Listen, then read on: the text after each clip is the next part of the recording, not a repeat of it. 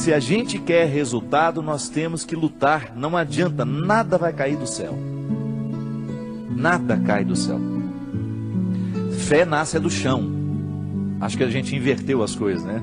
A nossa oração tinha que ser voltada para o chão o tempo todo. Que é aqui que Deus floresce.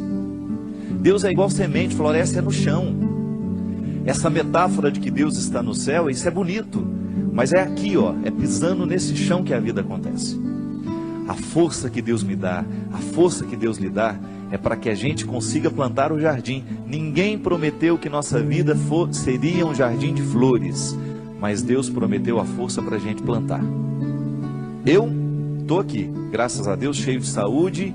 Tem o meu esforço nessa história? Tem, mas é dom de Deus em mim. Eu faço a minha força. Quer passar no vestibular? Estuda. Não tem essa história, ô padre, reza para mim. Não vou rezar não. Se você não estudar, minha oração não serve para nada neste momento. Se você não estudar, você não adianta ficar sentado, ajoelhado diante do Santíssimo, com o livro na cabeça. Ô Senhor, me ajuda a passar no vestibular. Faça primeiro a sua tarefa, depois você tem o direito de esperar pelo dom. É aquilo que a gente fala sempre. Nós só temos o direito de esperar pelo impossível depois que fizermos tudo o que nos foi possível. Agora tem um outro detalhe. Ela está dizendo aqui, padre, tudo é muito difícil.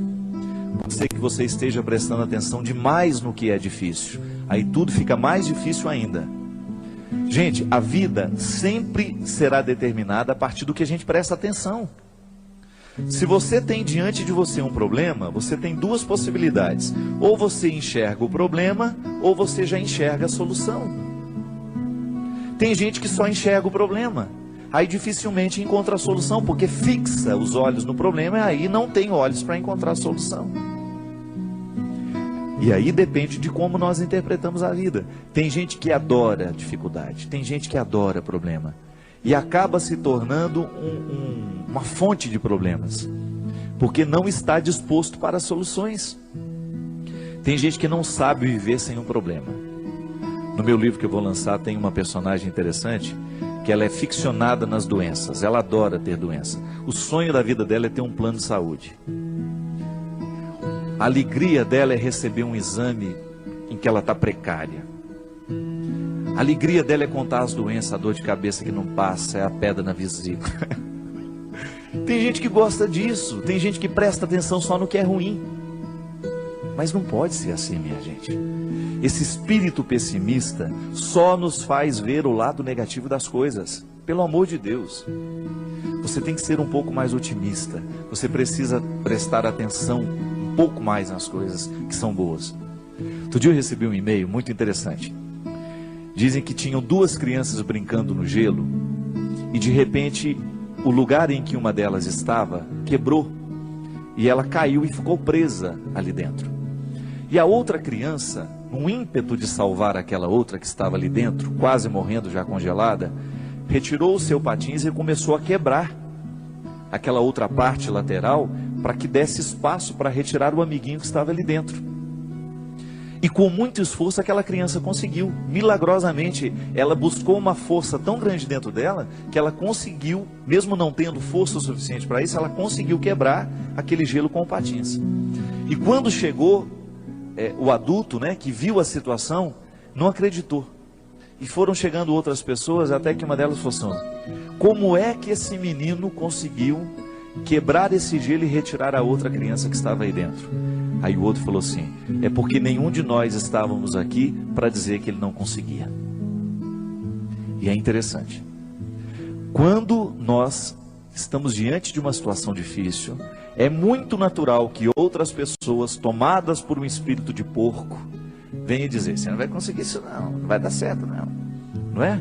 E sempre tem um assim, eu não falei? Eu não sei não, estou achando que esse negócio vai dar certo não.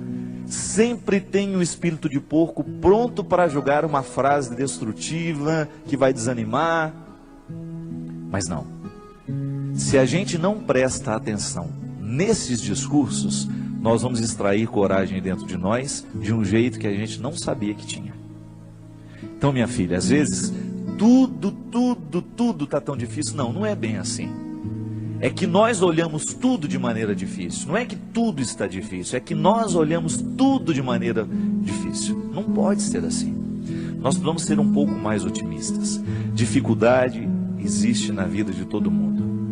Elas estão por toda parte. Agora, a maneira como nós encaramos essas dificuldades é que vai fazer a diferença. São 5.000 pessoas para 5 vagas. Não fique preocupada, viu? 90% destes 5.000 que estão tentando essa vaga não estudou do jeito que você estudou.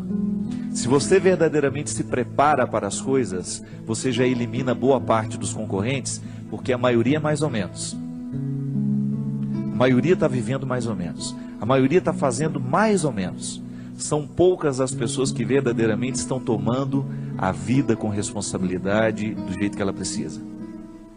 São poucos os jovens que na fase de 16, 17 anos estão levando o colégio a sério.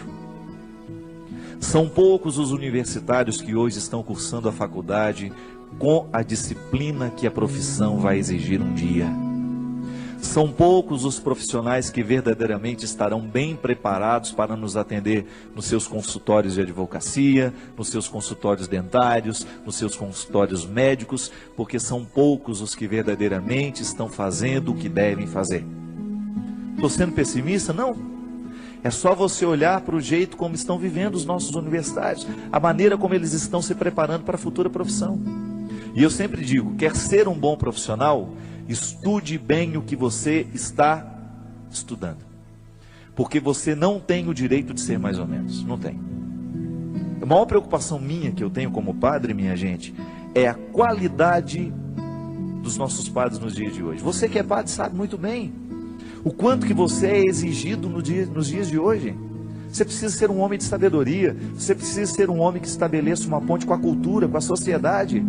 Não dá para você evangelizar do mesmo jeito que evangelizavam há 20 anos atrás. Não dá. Nós precisamos correr atrás da qualidade. Ninguém está fora disso.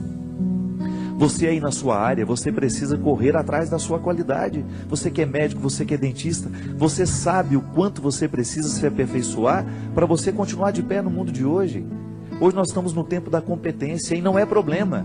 Isso tem que nos motivar para a gente querer, reconhecendo, ainda que seja um mínimo dentro de nós. Nós merecemos cuidar desse mínimo, chegar a aperfeiçoar cada vez mais esse processo, aumentar cada vez mais as nossas possibilidades.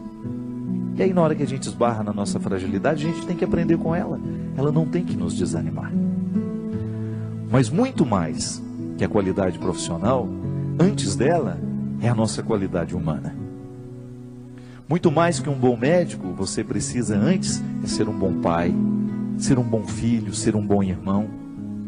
É isso que faz verdadeiramente a felicidade vir acomodar-se dentro de você. Não adianta você se realizar na sua profissão se você não se realiza como pessoa. E é disso que hoje nós estamos falando. É desse aperfeiçoamento humano. E na faculdade da vida a gente aprende o tempo todo. Não tem nenhum professor a nos ensinar a ser pai, a nos ensinar a ser irmão, não. É olhando nos olhos de quem a gente ama que a gente vai descobrir a medida certa, o aprendizado de cada dia, para que a gente possa ser um ser humano melhor no mundo de hoje. Chega de gente ruim, chega de gente incompetente como pessoa, chega de assassinos, chega de ladrões, chega de mentirosos. Vamos dar qualidade a esse mundo, a começar por você. Não importa de como você tenha vivido até o dia de hoje. A palavra de Deus para nós é sempre otimista. Deus continua vendo valores em você. Deus continua acreditando que o seu coração pode ser melhor. Deus continua acreditando que aí, nesse coração muitas vezes marcado pelos fracassos, existe uma vitória a que você pode chegar. Basta você não desistir.